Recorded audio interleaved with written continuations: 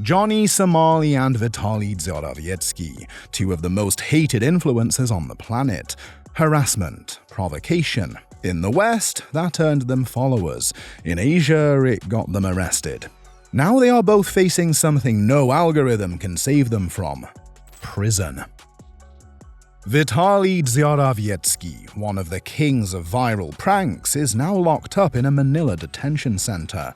His father was recently spotted flying into the Philippines, possibly trying to negotiate his release. Vitaly could face up to 24 years if convicted. Johnny Somali just pleaded guilty in South Korea. Prosecutors want at least 5 years, but investigators are still digging. The sentence could go even higher.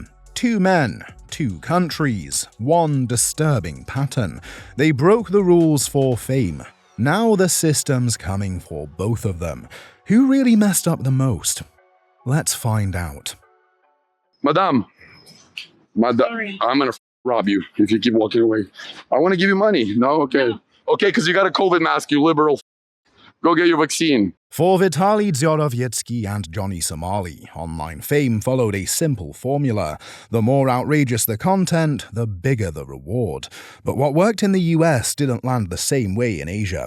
Vitaly built his brand on shock. He staged fake bomb scares, filmed himself sexually harassing women for views, and in April 2020, he assaulted a female jogger in Miami, leaving her with a bloody cut that required stitches after he tackled and punched her without provocation. He later claimed he was high on mushrooms during the attack. I didn't know her. I didn't know what I did. Oh, you were a demon. Yeah, but demons, the thing came out of me, bro.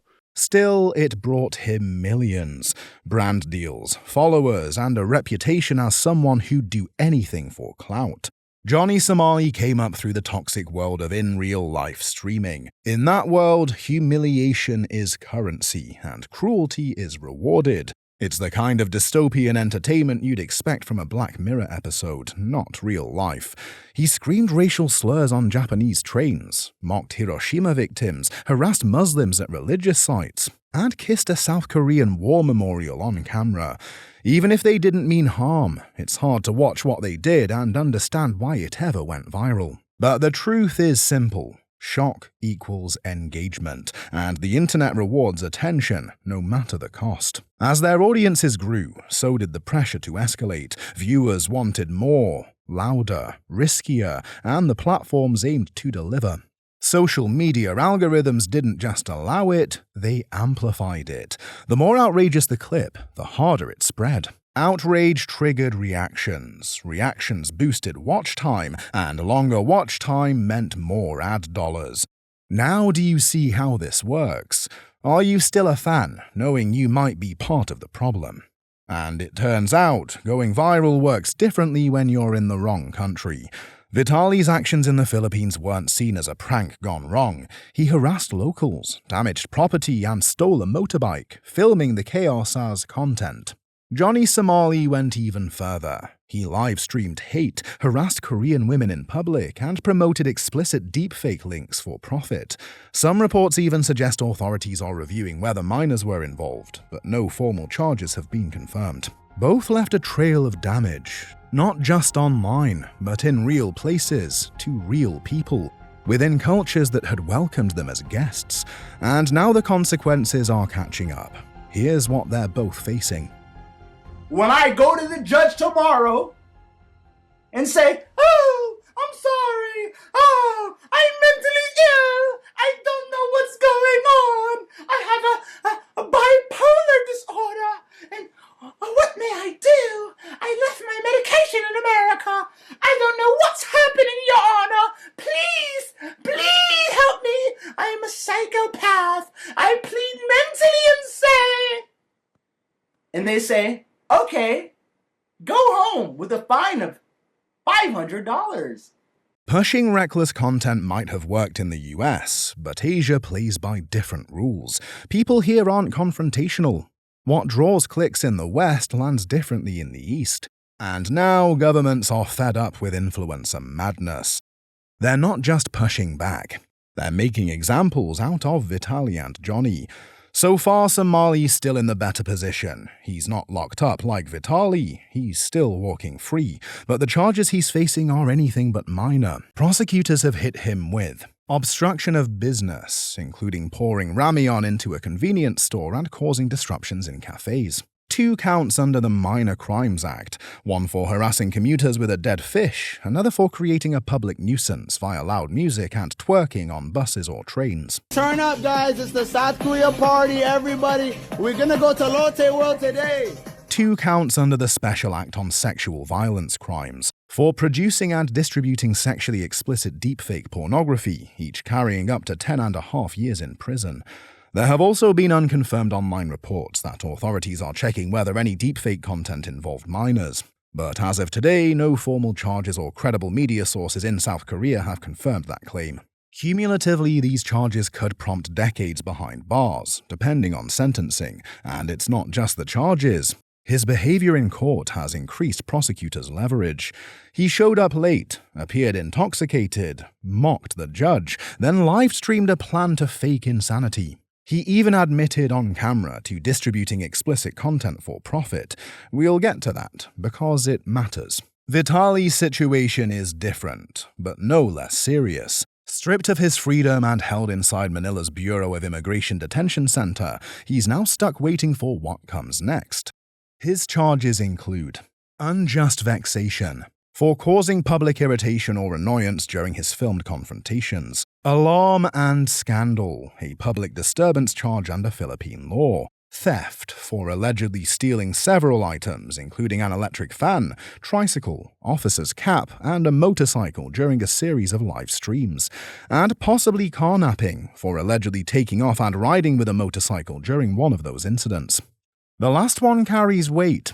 Under Philippine law, if intent to gain is proven, carnapping comes with a minimum sentence of 20 years and can stretch up to 30 or even 40 years if violence or intimidation is involved. And Vitaly may have given prosecutors what they needed. In a press conference, seated beside his lawyer, he publicly confessed to the incident. Philippine officials, including Undersecretary Donnie Puno, say Vitaly's admission strengthens the case that he had intent to gain, a key factor in the carnapping charge. While his current charges are technically bailable, deportation is complicating everything. He's set to appear in court early June, his first formal hearing since the arrest. The outcome could shape everything, whether he remains detained, faces trial, or is formally transferred to a long-term facility. It's left him stuck in legal limbo, bad enough for his father to drop everything and fly to Manila to try and fix it. 2 men, 2 different cases, 1 clear trend. Governments are cracking down on influencers who treat foreign countries like content playgrounds. In South Korea, Somali's case is being used to reinforce zero-tolerance policies around public disruption and digital abuse, especially by foreigners. In the Philippines, officials are framing Vitaly's prosecution as part of a broader push against foreign exploitation and online misconduct. Both cases show the same shift. What platforms once ignored or demonetized, courts are now prosecuting. And the most absurd part, what they called content is now being used as evidence. What began as a game for fame has become something far more serious. Security, come here. I have a question for you. Can I give you a kiss? No, I have a question for you. For both Johnny Somali and Vitaly, the biggest blows to their defense didn't come from prosecutors, it came from themselves. Let's start with Johnny Somali. 10 days before his court appearance in South Korea, he live-streamed on Discord, casually admitting he'd shared explicit content, not as a prank, but for profit. That admission tied directly to the deepfake charges already on the table. It was self-incriminating evidence. Prosecutors didn't need to dig, they just hit play. In South Korea, where public order and digital crimes are taken seriously, his own stream became Exhibit A. The case was built entirely from his behavior, polished by one of the country's top litigators. And then came the courtroom circus.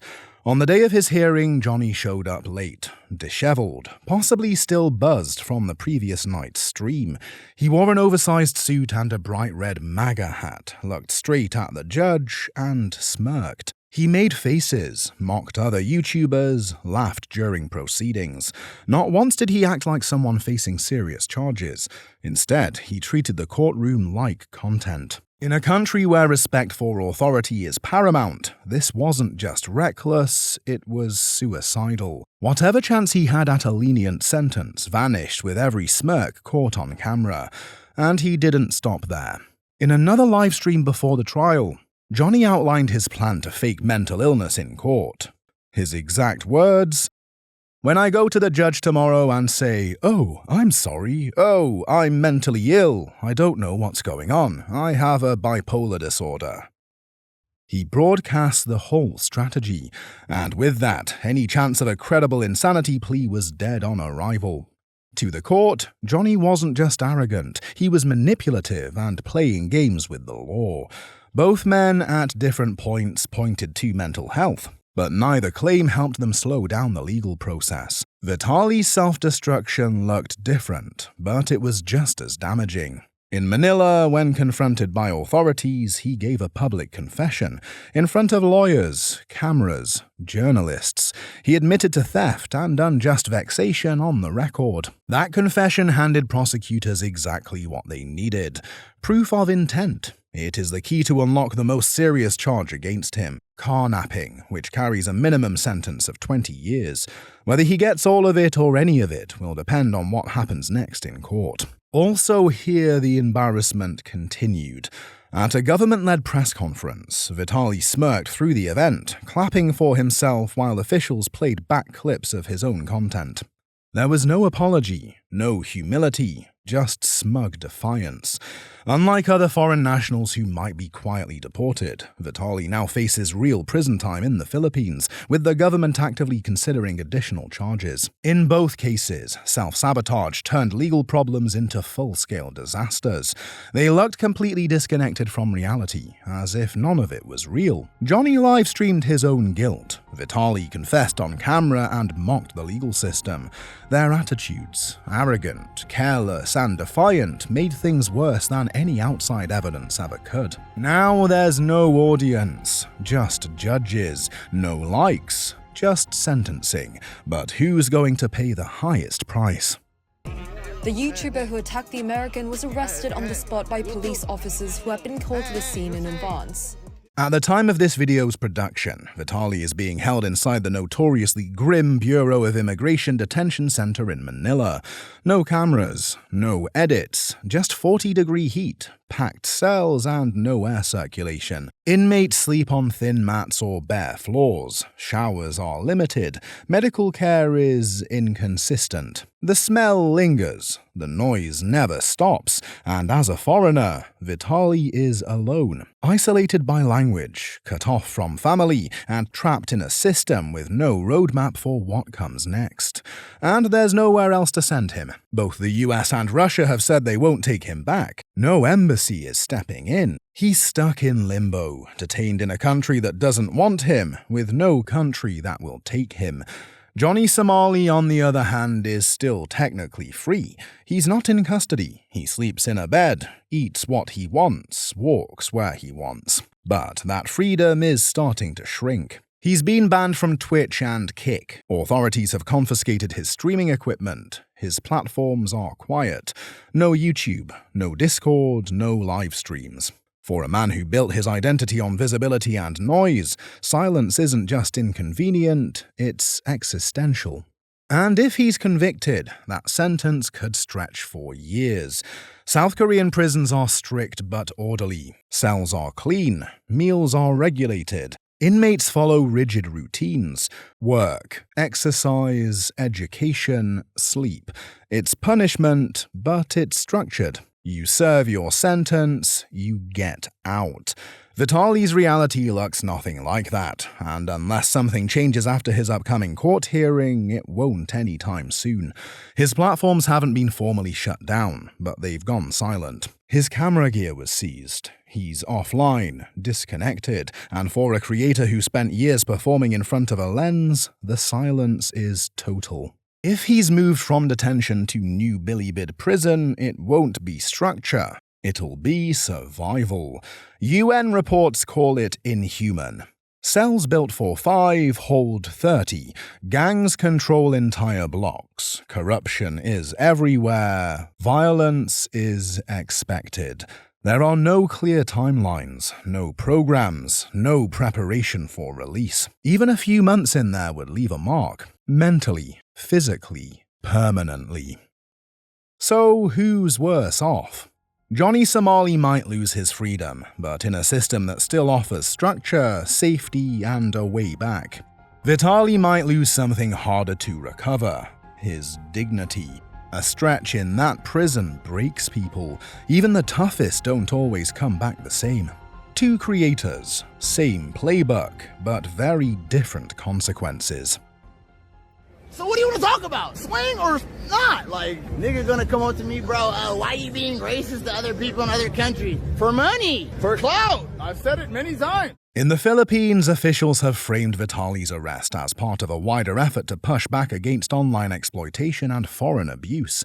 In South Korea, prosecutors aren't calling Johnny's antics entertainment. They're calling them digital harassment, public disruption, and a cultural offense. This marks a turning point, definitely in this region. And this isn't the first time. Logan Paul faced global outrage for filming a suicide victim in Japan's Aokigahara forest. His punishment stayed online, but the backlash was real. And in 2023, US streamer Ice Poseidon was briefly jailed in Bangkok for broadcasting a lap dance inside a hotel restaurant, violating Thailand's decency laws. But Vitaly and Somali, they are in serious trouble. Governments aren't waiting for platforms to act. They're taking matters into their own hands, drawing clear lines against foreign creators who treat public spaces like playgrounds. In the past, stunts like theirs might have just cost them ad revenue. Now, it's court dates, legal briefs, prison cells. They built their followings on chaos, but when the cameras kept rolling, they didn't just capture content, they recorded crimes. Now they're paying for it, not with views, but with time. And this isn't just about them, it's about what happens next. Because the rules around virality are changing. It's no longer just platforms handing out penalties. It's prosecutors. No more warnings, no more content strikes. Break the law on camera and your next audience might be a judge. What made you famous can now put you away. And what do you think? Did these guys finally get what was coming to them?